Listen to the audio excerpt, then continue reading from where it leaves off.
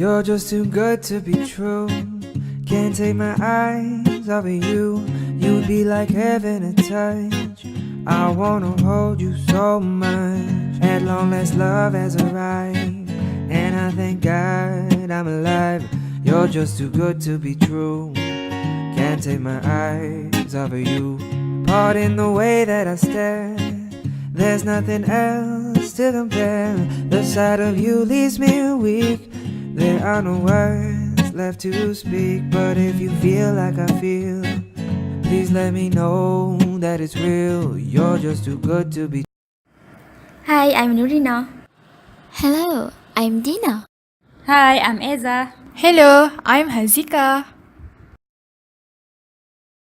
Carbohydrate digestion begins in the mouth and is complete when the polysaccharides are broken down into single sugars or monosaccharides, which can be absorbed by the body.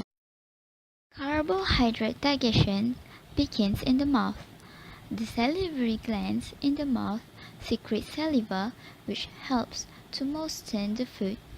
The food is then chewed, while the salivary glands also release the enzyme salivary amylase, which begins the process of breaking down the polysaccharides in the carbohydrate food.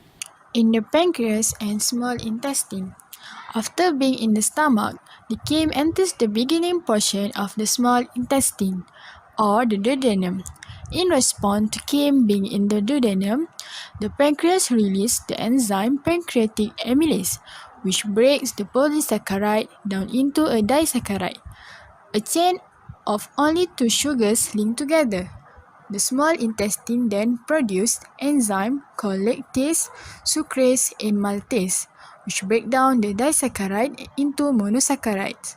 The monosaccharides are single sugar that are then absorbed in the small intestine.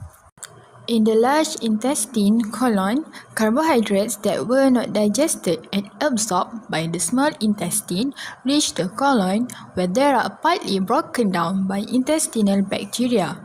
Fiber, which cannot be digested like other carbohydrates, is secreted with feces or partly digested by the intestinal bacteria.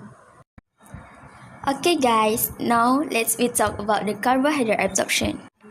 But first of all, we need to know where the absorption of carbohydrate happen. Can you guys take a guess? Alright, so let's find about that. Look at the pictures. Here it is. The absorption of carbohydrate happen in small intestine. The structure of intestinal villi that allow this process happen are: first, the wall of the small intestine is highly folded and has many small projections called villi.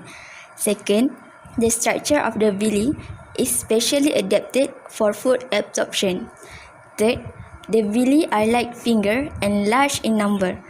Fourth, these features greatly increase the surface area for absorption moreover.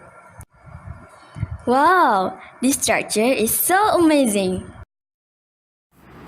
Hello everyone, today's topic is about transportation. Have you ever wondered how does the food that we eat are transport? Let's find out. We're going to talk about monosaccharides, which is the basic unit of carbohydrate. Monosaccharides units consist of glucose, galactose, and fructose. Each of these have their own way to transport into our cell. At low concentration, glucose is transported through the epithelial cells of the intestine by active transport.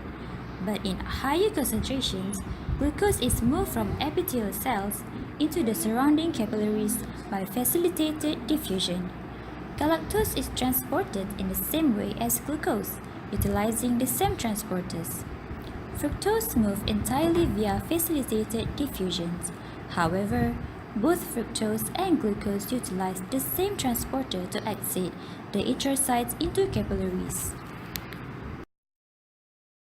For small intestines, these monosaccharides, the end products of carbohydrate digestion, enter the capillaries of the intestinal villi, Monosaccharides travel into the liver via portal vein. Once in the liver, galactose and fructose are converted to glucose. As glucose transported via bloodstream to the peripheral tissue, it enables hormone insulin to be taken by cells and used as energy source and via glycolysis pathway.